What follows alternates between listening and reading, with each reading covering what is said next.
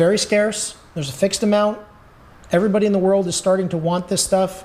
We went from being persona non grata by the administration to in control.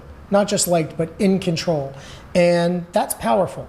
And when the world sees that the US is embracing this, then you get a lot of that game theory, and you'll see other nation states and country, and companies and municipalities clamor to get this. And it kind of starts a little bit of an arms race of, folks around the world trying to accumulate Bitcoin. So where the price goes, I don't know. I do know that relative to other investments, there's no execution risk like there is with a company where management could screw you, miss a quarter, do something unsavory. There's no nation state risk. There's none of these massive risks that face every other type of investment, right? Yeah, absolutely. And it reminds me when you were saying this of something that we were talking about earlier, right? And that was very interesting, right? Which is the idea that the official inflation rate is 3%. Yeah. But you say it was 10%. That's like what people are hoping they get on a yearly basis. And if you're saying that, the anticipated, you're not saying this, but in Michael Saylor's presentation, he's expecting 29% for the next 20 or so years. Yeah. It seems like Bitcoin is the only option when you look at it that way. And I think he actually made that case in Nashville. There will be assets that outperform 29% in any given year for sure, right? There'll be plenty of them. The challenge is, can you do it year after year?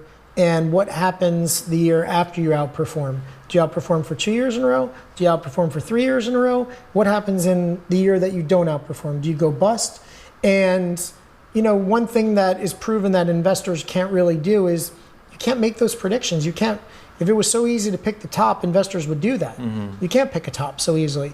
So Bitcoin really eliminates a lot of that execution risk, which is part of what makes it unattractive to people on Wall Street, right?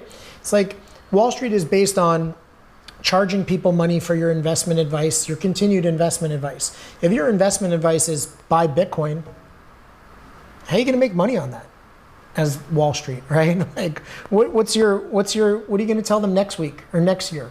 Buy more Bitcoin? So, it goes in the face of a lot of what's ingrained in our society.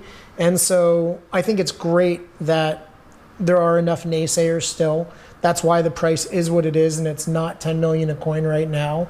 And if one believes that this is going the direction it's going, then this is a gift to you that there are as many skeptics as there are, because that skepticism and those people shorting it, that's what keeps the price down and makes it so that you get to buy more sats for less.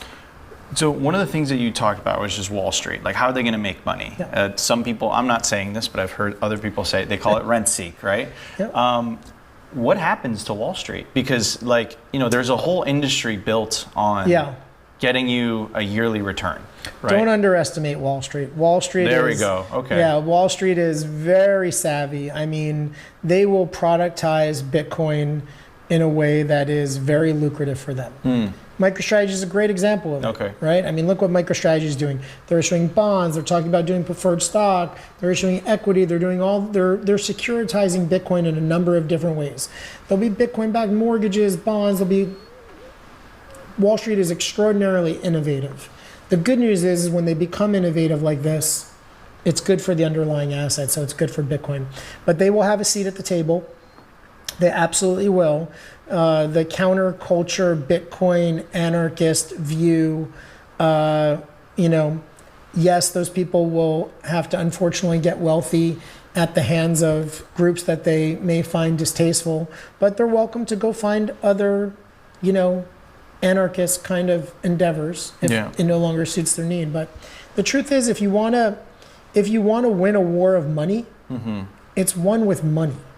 And Wall Street has the money.